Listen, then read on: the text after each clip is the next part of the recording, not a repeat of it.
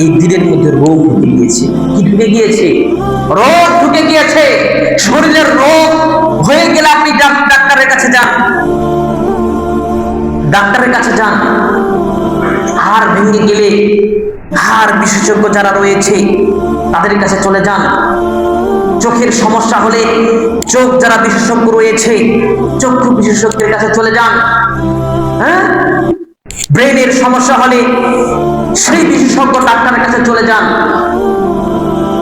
যান চলে, যাতে করে আপনি আপনার শরীরকে সুস্থ রাখতে পারেন।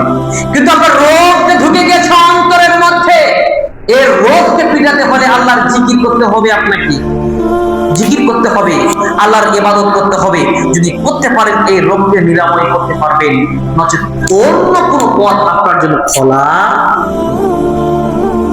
আর এই রোগকে যদি পেটাতে না পারেন তাহলে আল্লাহ তাআলা বলতেছেন ফাযাদাহুল্লাহু মারাদা, আমি তাদের এই রোগটাকে আরো বৃদ্ধি করে দেই। সে গোমরাহির মধ্যে পতিত হয়ে যায়। গোমরাহি করতে করতে তার আবাস স্থলটাকে জাহান্নাম বানিয়ে দেয়।